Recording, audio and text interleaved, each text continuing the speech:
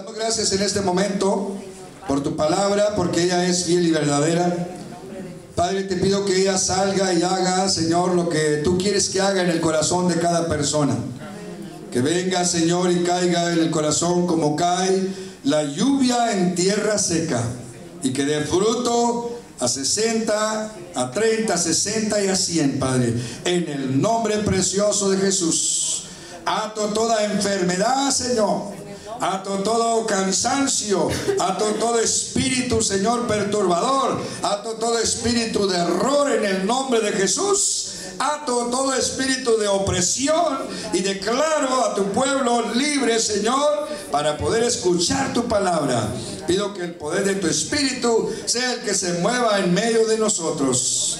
Y mientras tu palabra, Señor, es predicada, tú sanes, tú libertes, rompas cadenas y ataduras, y que tu nombre sea exaltado por los siglos de los siglos. Amén. Salúdele a su hermano y denle la bienvenida. En el pueblo de Dios hay vasos de honra y hay vasos de deshonra. Hay vasos limpios, hay vasos sucios. Hay vasos buenos y hay vasos buenos para nada, ¿verdad? Bien. Entonces eso es lo que vamos a mirar el día de hoy. Los escribas, los sacerdotes habían logrado lo que querían. Finalmente tenían a Jesús en sus manos y apenas había pasado una noche, ¿verdad? Y querían apresurar para llevar a Cristo a la muerte. Y muy temprano en la mañana todos los líderes religiosos, los principales sacerdotes y los ancianos del pueblo entraron en consejo contra Jesús. Ellos violaron todas sus leyes, quebraron todos sus reglamentos, pero lo que querían era llevar a Jesús a la muerte. Se reunieron para sentenciar a Jesús a muerte, pero bajo el gobierno romano de los judíos, they had no authority, no tenían autoridad para sentenciar pena de muerte sobre algún hombre. Entonces los judíos religiosos llevaron a Jesús y lo entregaron a Ponce Pilato, que era el gobernador de Jerusalén en aquel tiempo, asignado por los romanos. Y aunque los judíos, fíjese hermano, odiaban todo lo que los romanos representaban, estaban dispuestos, fíjese, ¿verdad?, a usar el poder de los romanos para satisfacer su odio. ¿Cuánta gente, aunque deteste al fulanito, ¿verdad?, se une con él, pero para hacer mal, ¿verdad?, para destrucción, para división, para causar problemas? Pues lo mismo le pasó a los judíos. They could not see, no podían ver a los romanos. They hated them, los odiaban todo lo que los romanos representaban. Pero sin embargo, en este momento, esta mañana temprano, se unen a los romanos para satisfacer el odio que sentían, el desprecio que sentían hacia Jesús. So they were willing, estaban dispuestos a dejar su orgullo, ¿verdad?, y unirse a los romanos, porque los romanos eran los únicos que podían darle la muerte a Jesús. Entonces Judas Iscariote, en este periodo de que están sentenciando a Jesús a muerte, el que lo había de entregar, dice el verso 3, cuando se dio cuenta que habían condenado a Jesús a muerte, se arrepintió de lo que había hecho y devolvió las 30 piezas de plata a los principales sacerdotes. Judas pensaba, mis amados, que de alguna manera Jesús iba a ser puesto en libertad. Nunca se imaginó, never did Judas pensó que condenarían a Jesús, al Hijo de Dios, al inocente, al que nunca había cometido pecado. Judas estaba seguro de quién era Jesús. He knew, él sabía quién era Jesús. y no pensaba que Jesús iba a ser condenado a muerte. Él pensaba que Jesús se iba a librar como lo había hecho muchas veces. Porque muchas veces Jesús fue amenazado. Muchas veces Jesús fue llevado al punto de que ahí ya lo iban a pescar y lo iban a matar. Pero Jesús había salido entre ellos, los grupos religiosos, y había seguido, ¿verdad?, predicando el evangelio. Pero era porque no era su tiempo. Pero en esta ocasión Judas esperaba que Jesús hiciera lo mismo y se escapara. Y Judas se quedaba con 30 monedas de plata. A Jesús no lo mataban y todos estaban contentos, menos los líderes religiosos, porque estaban, ¿verdad?, habían perdido 30 monedas de plata y Jesús todavía estaba vivo. Ese era el plan de Judas. ¿Cuántos tenemos planes, verdad, y hasta los hemos calculado bien y pensamos que así nos va a salir, pero a lo mejor lo que usted está planeando no le va a salir? Y entonces va a tener que tomar una decisión, mis amados, porque el servir a Dios se requiere una decisión. El arrepentimiento se requiere una decisión. Nacer de nuevo se requiere una decisión. Hacer lo bueno se requiere una decisión. Algunos piensan que pueden estar orando y pidiéndole a Dios: Dios, hazme un hombre bueno, y que del cielo va a venir un rayo, una luz, y ¡pum!, va a ser bueno, le van a salir alas. Déjeme le digo que no. Es una decisión. ¿Qué va a pasar? Se va a presentar la oportunidad para que usted haga lo bueno, y tiene que tomar la decisión: ¿hago lo bueno o no lo hago? Eso es como se va a presentar ante usted la oportunidad que Dios le va a dar. Ante Judas se presentó la oportunidad. Él tuvo que tomar una decisión, y la decisión que tomó fue amar el dinero. Muchos vamos a tomar otras decisiones. Yo no sé cuál va a ser la decisión que va a tomar usted en su vida, pero estoy seguro que va a tomar una decisión. Judas, cuando supo que había sido condenado a muerte, dice el verso 4, que él sintió remordimiento y dijo: yo he pecado, he entregado sangre inocente. Pero los líderes religiosos de Israel dijeron: ¿qué nos importa a nosotros? Y no, ese es problema tuyo. El mismo Juan, hermanos, muchas veces nosotros vamos a hacer decisiones que a otra gente no le va a importar, no le va a interesar, y te van a decir: ese es problema tuyo. Va el hijo y le dice: mamá, con la que me casé, me salió terrible. Y mamá y papá le van a decir: I'm sorry, esa es tu decisión, ¿verdad? Y ahí te vas a ir todo decepcionado, porque eso fue lo que escogiste. Oiga, los que en un momento habían cooperado con Judas para matar a Jesús, ahora rehúsan en tener algo que ver, mis amados, con el asunto. Y así es, muchos amigos, ¿verdad?, nos apoyan para hacer lo malo, para salirnos de la casa, para dejar el hogar, para hacer cuantas decisiones. Pero cuando ya estamos ahí, cuando el asunto ya pasó, cuando ya estás experimentando el fracaso y estás viendo, oiga, los resultados de tu decisión, tus amigos te van a dejar y te van a decir: a nosotros no nos importa, aunque no te lo digan, pero con sus hechos. Esa es la decisión que tú hiciste.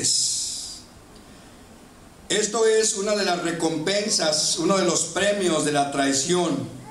Cuando quieres hacer algo por el error, por lo que hiciste, por lo que cometiste, es too late. Es demasiado tarde. Y eso fue lo que le pasó a Judas. Cuando él miró que Jesús sí lo iban a matar, que sí lo habían condenado a muerte, decidió regresar las monedas y entregárselas y decirles, you know what, siempre no quiero que a Jesús lo maten. Él es inocente, yo no puedo entregar sangre inocente, estoy arrepentido. Le digo a los judíos religiosos, estoy arrepentido, tengan el dinero. Pero los judíos religiosos ya tenían lo que querían. Ellos no querían el dinero porque ya habían obtenido lo que ellos querían, y esa era la vida de Jesús en sus manos. Entonces aquellos hombres le dicen a Judas, I'm sorry, ese es problema tuyo. Y cuando aquellos hombres no aceptaron las monedas y le dijeron estas palabras a Judas, Judas sintió como que le dieron una puñalada, sintió como que ahí mismo mataron su espíritu. Y dice el verso 5 que Judas sintió remordimiento, pero no un arrepentimiento, no un arrepentimiento verdadero que nos lleva a la salvación, porque aún no estaba dispuesto a reconocer a Jesús como Salvador. Él nomás dijo, Él es inocente, no lo maten, es inocente. Pero no dijo, no lo maten, es el Hijo de Dios, es mi Salvador, ¿verdad? Él nos puede salvar. No dio testimonio en ninguna de estas cosas, simplemente dijo, no le haga nada, Él es inocente. Se había arrepentido de lo que había hecho. Pero fíjense lo que dice Mateo 3:2. Y diciendo, arrepentidos porque el reino de los cielos se acerca. ¿Qué es arrepentimiento? El arrepentimiento es una decisión que resulta en un cambio de mente, lo cual a su vez lleva a un cambio de propósito y de acción. Cuando uno se arrepiente, uno tiene cambio de mente. Ya no hace lo que iba a hacer, cambia, ¿sí? Cambia su propósito y cambia su acción cuando hay un arrepentimiento. Pero cuando hay un remordimiento, no hay ninguna de estas cosas. Fíjese, el primer llamado del reino es al arrepentimiento. Cuando Nicodemo vino de noche a Jesús, Jesús le dijo, es necesario que nazcas de nuevo. Entonces, las implicaciones del arrepentimiento bíblico son tres: renuncia al pecado y cambia de mente. Esa es la primera. Esa es lo que implica, ¿verdad? El arrepentimiento. Renuncia al pecado y cambia de mente. Segundo, sométete y desea aprender. Fíjese, el primero es renunciar al pecado y cambiar, ¿verdad?, nuestra actitud. El segundo es someternos y desear aprender. Tercero, una continua perfección en nosotros. Nosotros debemos desear cada día ser. Hay un cambio de mente y renunciamos al pecado, nos sometemos y deseamos aprender, y luego continuamente estamos creciendo y avanzando en el camino del Señor. Fíjense, no hay crecimiento o no hay nacimiento verdadero en el reino de los cielos, hermanos, si no renunciamos al pecado. No podemos venir a Cristo y decir, Señor, sálvame, y continuar pecando, continuar haciendo lo malo, robando, adulterando, fornicando. No hay crecimiento en el reino sin obediencia a la palabra de Dios. Tenemos que obedecer la palabra para que haya crecimiento. No hay crecimiento constante ni fruto si no nos proponemos aceptar la corrección de la palabra y del Espíritu, mis amados.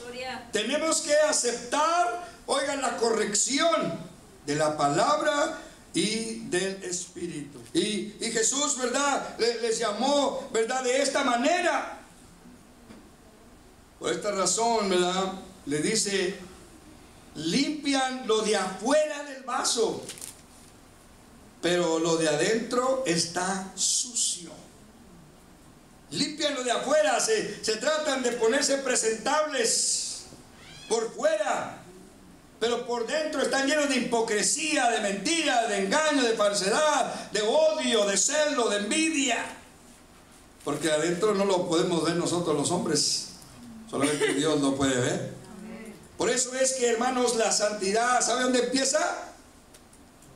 En nuestro interior, en nuestro corazón.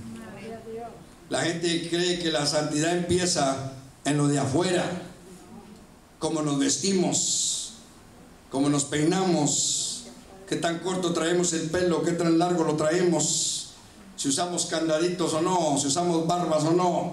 Creen que ahí empieza la santidad. Sí, mis amados, la santidad empieza en el corazón. ¿Cómo sabe usted si estoy adulterando o no?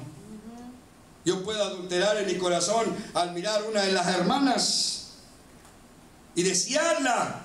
Puedo adulterar en mi corazón.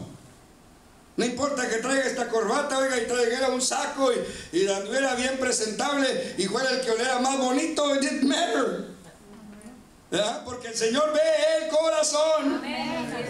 Entonces es importante que lavemos el vaso por dentro. Por eso muchos creen que su vida no vale nada, porque el vaso, su interior está sucio, está lleno de pecado, de maldad, de engaño, de mentira, ¿me entiendes? Es necesario que en esta noche usted le diga al Señor: Señor, lávame por dentro. Yo le digo al Señor: Señor, yo no quiero ser un viejillo mañoso. Yo quiero mirar a las hermanas como tú las ves, quiero ver a los hermanos como tú los ves, quiero ver, ¿verdad?, a las jovencitas como mis hijas, a las hermanas como mis hermanas, a los hermanos como mis hermanos. Así quiero verlos, Señor Jesús. Limpia y lava mi corazón. No le hace que traigo un candadito, ¿verdad? Eso no nos vale. Si traigo corbata o no traigo, tampoco vale. No, lo que vale es cómo estoy yo por dentro. ¿Sí? ¿Cómo está usted por dentro? Entonces es importante, mis amados, que nosotros nos limpiemos. Amén, gloria. ¿Verdad? Nos limpiemos. Verso 7, regresando otra vez a Mateo 27. Como no querían ponerlo en el tesoro del templo, fíjese, se pusieron de acuerdo de comprar con ese dinero un terreno llamado el campo del alfarero, para que se sepultaran en aquel campo los extranjeros, los errantes, los que no tenían familia, los que eran de otros países. ¿Qué era un campo de alfarero? El campo de un alfarero era donde el alfarero tiraba los vasos de barro que le habían salido malos, que estaban estrellados, estaban rotos, que no le gustó la figura. Le costaba más al alfarero volverlo a hacer de nuevo que tirarlo, tratar de repararlo. Le costaba más al alfarero tratar de reparar aquel vaso, aquella vasija, aquel plato, que mejor tenía ahí a un lado un campo donde aventaba todo el barro. Ahí caía la vasija quebrada, la estrellada, la que no le salió bien. Ahí estaban. Había jarritos, había charolas, ¿ya? Había vasos, había jarras. They were there. De tal manera que se llenaba aquel solar, aquel campo se llenaba de barro, y ahí no podían hacer nada, no hacían hierbas, no hacían nada. El barro mismo lo hacía a ese campo que sirviera para nada. No lo podían utilizar, porque todo lo que había en aquel campo era basura, eran cosas despreciables, eran cosas que el alfarero no quería reparar porque le costaba más. Entonces, con el tiempo aquel campo se llenaba de vasos de barros rotos, y como nada podía crecer en este campo, solo servía para hacerlo un cementerio. un lugar para muertos. ¿Y a quién echaban ahí? A los extranjeros, a los que venían de otro país con la esperanza de hacer dólares, como los que vienen de otros países a Estados Unidos con la esperanza de barrer los dólares, porque dicen que aquí se barren los dólares, pero ya cuando llegamos aquí nos damos cuenta que no se barren los dólares, que hay que barrer para conseguir dólares, pero no se barre. Oiga, y ahí venían y se morían. Cuando se morían aquellos extranjeros que venían, ¿verdad?, a Israel, a Jerusalén, a hacer dinero, no tenían familiares, ahí los tiraban. Venían los viajeros, se morían, ahí los tiraban, porque no había nadie en quien diera, ¿verdad?, o los reclamara. Aquí todavía pasa lo mismo también. Hay gente que se muere y no hay quien lo reclame. Pues todo lo que había en aquel campo eran vasijas de barro quebradas, rotas, estrelladas y muertos. Era todo lo que había. Este campo se llamaba campo de sangre y se llama hasta el día de hoy. El dinero de la sangre fue usado para comprar un lugar donde solo había vasos de barro rotos y cuerpos muertos. ¿Sabe, hermano? Que esto era lo que nosotros éramos. Éramos vasos rotos. Sí. Y cuerpos muertos. Caminábamos. Me acuerdo que una vez predicó el pastor: vivos pero muertos, muertos para vivos. Amén. Hace como más de 20 años. Amén. Se me quedó ese título. Y es verdad. Porque algunos estamos vivos físicamente, pero estamos muertos espiritualmente. ¿Verdad? Y los que están en Cristo están muertos al pecado y vivos para Dios. Pero en este caso, aquel campo, hermanos, y aquellos vasos de barro rotos y aquellos cuerpos muertos, nos identifican a nosotros antes de venir a Cristo. Ahí estábamos tirados, nadie daba un centavo por nosotros. Estábamos muertos en nuestros delitos y pecados. Eso era lo que nosotros éramos. Sin Cristo estamos rotos y servimos para nada. Pero si nosotros le damos una oportunidad a Jesús, si le damos una oportunidad a Cristo, a nuestro alfarero, ¿sí?, al que sabe hacer todas las cosas de nuevo, le damos una oportunidad, hermano, Él puede hacer de usted un vaso nuevo, algo que valga la pena, mis amados hermanos. A veces el diablo me quiere decir a mí que yo no soy, pero ¿sabe qué? Yo tengo la palabra del Señor, yo tengo el Espíritu de Dios, ¿verdad? Yo tengo esa palabra poderosa que me dice que yo soy hijo de Dios, no por lo que yo hago, sino por lo que Jesús hizo en esa cruz. Entonces, ¿qué esperanzas había para aquellos vasos rotos? ¿Qué esperanza había para aquellos que estaban ahí muertos? Que alguien los hiciera de nuevo. Pues ¿qué esperanza hay para nosotros, mis amados? Que somos como esos vasos rotos, como esos muertos en aquel cementerio, en aquel campo del alfarero. Pues que alguien nos haga de nuevo, mis amados. Que alguien nos restaure, que alguien nos levante, que alguien nos vuelva, ¿verdad?, nuestra integridad, que alguien nos vuelva nuestra persona. El Señor puede hacerlo, mis amados. Él puede devolvernos nuestra integridad, Él puede devolvernos nuestra persona, porque algunos, oiga, yo doy gracias a Dios que pasé por ahí. Hubo días en mi vida en que yo no era yo. ¿Cuántos alguna vez en su vida usted no ha sido usted? Amén. O nomás yo. ¿Verdad? Hermanos, una vez yo no fui yo. Y yo ya era cristiano. Y yo ya era pastor. Yo ya era ministro de Dios. Y un día, por 4 días, yo no fui yo. ¿Es posible? Sí lo es. Yo pensaba que los cristianos no podían dejar de ser yo en Cristo.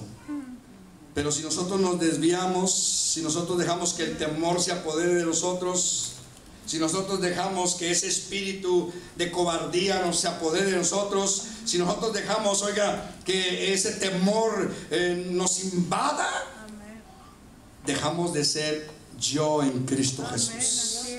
Yes. Dejamos de ser yo en Cristo Jesús y venimos a hacer esos vasos de barro quebrados, rotos, y venimos a hacer esos muertos que están en ese campo, en ese cementerio, mis amados hermanos.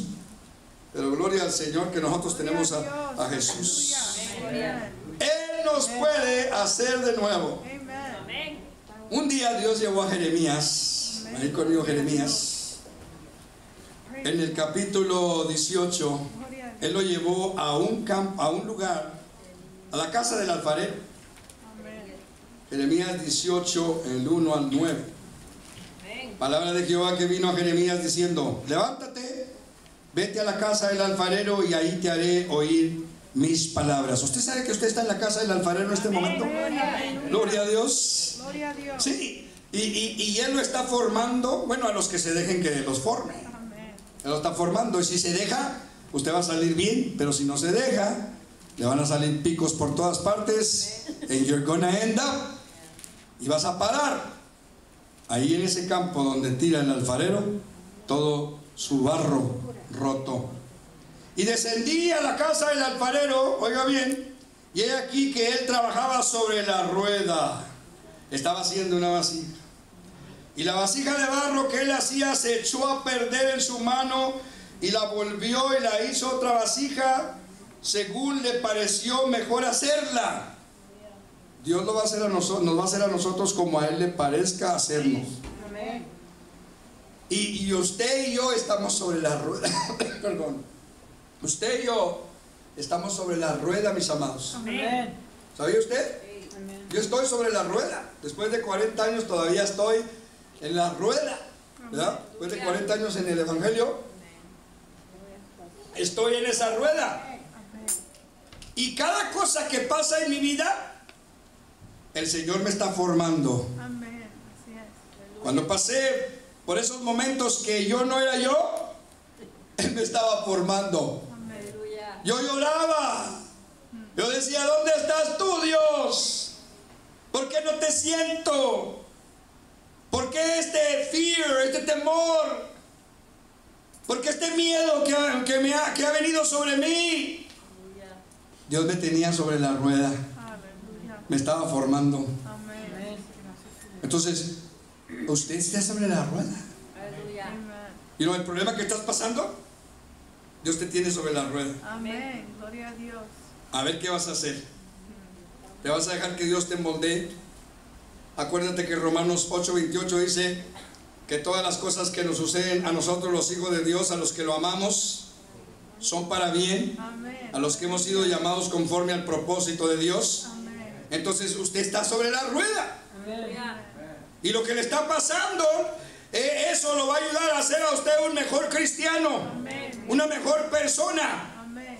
Usted va a poder, al que ha pasado por enfermedades terribles, va a poder entender al enfermo. Amén. Aleluya. Al que ha pasado por crisis económicas en su vida, va a saber entender al que no tiene. Amén. Aleluya. El que ha pasado, oiga, por problemas en el matrimonio, ¿sabe? Va a poder ayudar a otros que están pasando por esos problemas. Amén. You know everything. Todas aquellas cosas por las cuales estaban pasando, estás tú sobre la rueda. Amén. Dios te está formando. Entonces vino palabra de Jehová diciendo: ¿no podré yo hacer de vosotros como este alfarero, oh casa de Israel? Dice Jehová. He aquí que como el barro en la mano del alfarero, así son ustedes en mi mano, oh casa de Israel. Amén. En un instante hablaré contra pueblos y contra reinos para arrancar, para derribar y para destruir. Pero si esos pueblos se convirtieren, se arrepintieren de su maldad contra la cual hablé, yo me arrepentiré del mal que había pensado hacerles. Y en un instante hablaré de la gente y del reino para edificar y para plantar. Aleluya. Porque Él es el alfarero, mis amados hermanos. Él puede hacerlo en un instante, dice. Amén. En un instante yo puedo cambiar esa situación en tu vida. Amén. ¿Verdad? En un instante puedo componer tu hogar, tu matrimonio, en un instante. Amén. Pero ¿qué tiene que hacer usted? Tiene que arrepentirse, tiene que convertirse. Amén. Esa palabra convertirse es la clave. Porque hasta hay cristianos arrepentidos, pero no se han convertido. Hay que convertirnos. Aleluya. ¿Verdad? Hay que convertirnos en cristianos, en seguidores de Jesucristo. Amén. Sí es. Romanos 9, en el verso 20. Gloria a su nombre. Gloria, amén. El alfarero tiene potestad sobre el barro, mis amados. Amén. Aleluya. 9:20, Romanos 9:20. Mas antes, hombre, ¿quién eres tú para que alterques con Dios? Dirá el vaso de barro al que lo forma: ¿por qué me has hecho así? ¿Puede el barro preguntarle al alfarero por qué lo está haciendo una jarra o un vaso o un plato o una cacerola? No puede. ¿Por qué me has hecho así? ¿O no tiene potestad el alfarero sobre el barro para hacer de la misma masa un vaso para honra y otro para deshonra? ¿Y qué si Dios, queriendo mostrar su ira y hacer notorio su poder, soportó con mucha paciencia los vasos de ira preparados para destrucción? Y para hacer notoria las riquezas de su gloria, los mostró para con los vasos de misericordia que Él preparó de antemano para gloria. Amén. Y no, algunos, le dije, son vasos de honra y otros de deshonra. Amén. Algunos vasos son para pasarla bien suave. La tienes hecha, le dices al brother. Pero otros, oiga, apenas salen de una y ya entraron otra. Han salido de una y ya entraron otra. Son vasos que el Señor escogió para hacerlo sufrir. Vámonos. Pero aún así el Señor está con usted y Él lo ama a usted. Entonces sígale, ¿verdad? Porque no a todos nos va a ir igual. Entonces, perdón. Romanos 9:15. Pues a Moisés le dice: tendré misericordia del que yo tenga misericordia, y me compadeceré del que yo me quiera compadecer. Así que no depende del que quiere, no depende del que corre, sino de Dios, que tiene misericordia de nosotros. Amén. Usted está aquí porque Dios tuvo misericordia de usted, mis amados. Aleluya. Yo estoy aquí porque Dios tuvo misericordia de mí. Amén. Gloria a Dios. ¿Por qué tuvo misericordia de usted y de mí? Porque así le plació a Él. Amén. Porque hay otros allá afuera que no han oído el Evangelio, Amén. que no lo han entendido. Amén. Pero nosotros lo hemos entendido. Gloria a Dios. Estamos aquí. Amén. Nos tiene en la rueda Amén. y nos está formando a nosotros. Amén. Todo esto, dice Jesús, fue para que se cumpliesen las palabras habladas por el profeta Jeremías. Todo lo que el Señor dice a través de sus siervos, esos vasos que Él ha escogido, se cumple. Amén. Se cumple. Porque Dios honra a los que le honran. Dios honra a los que le honran, mis amados. Aleluya. Y muchos años atrás, Jeremías había hablado estas palabras Gloria a Dios. y apenas se estaban cumpliendo. ¿Sabe qué? Quizás lo que yo le estoy hablando hoy no se cumpla en su vida al día de hoy, pero se va a cumplir. Si usted no deja que el alfarero lo forme, lo haga y lo haga como Él quiere, le va a pasar lo que le pasó a Judas. Va a quitar la vida. Va a perder usted. Pero si usted deja que Dios lo forme, que Dios lo haga, no le diga al Señor: ¿por qué yo, Señor? ¿Por qué no mejor al pastor y a la pastora? ¿Verdad? ¿Por qué yo, Señor Jesús? Pero cuando nos va bien, ¿por qué no decimos: ay, ¿por qué no bendices al pastor y a la pastora como a mí? ¿Verdad? No. siempre y nomás cuando nos va mal. No, dijo Job, como una cualquiera, vieja has hablado. ¿Acaso recibiremos el bien de Dios y no el mal? Es necesario recibir todo lo que venga a nuestras vidas. Recuerde que está en la rueda. Amén. Y que Dios es El alfarero. el alfarero. Amén. ¿Acaso no sabía el alfarero lo que estaba haciendo? Desde el momento que el alfarero tomó el pedazo de barro y lo puso en la rueda, él sabía lo que quería hacer. Amén. Este va a ser un jarro para hacer frijoles. Este va a ser una cazuela para guisar nopales. Este va a ser una jarra para tomar agua. Amén. Aleluya. So he had to design it, tenía que formarlo, tenía que hacerlo. Gloria a Dios. ¿Sí? No le pidió permiso al barro. Desde el principio estaba destinado a ser cazuela, charola, jarro, vaso. Amén. Yo no sé qué es usted. Yo sé que soy yo. El Señor me ha formado para que sea un pastor. Él me formó. Yo pasé por la escuela de Dios y por esa rueda dando vueltas por 25 años. Espero que usted no me vaya a dar dolor de cabeza por 25 años, sino que rápido Amén. usted entienda que está en la rueda. Amén. Así es. ¿Sí? Y en este momento, por lo que usted está atravesando en su vida, Dios lo está moldeando. Amén. Algunos no tienen nada de paciencia, Dios les va a dar paciencia. Amén. Algunos no tienen comprensión ni amor, Dios los va a ayudar a comprender y va a depositar sobre ellos amor. Gloria a Dios. ¿Sí? Algunos no saben ni qué hacer con la finanza, con el dinero que Dios les ha dado. Dios les va a traer escasez para que sepan qué hacer con él next time you have it. ¿Sí?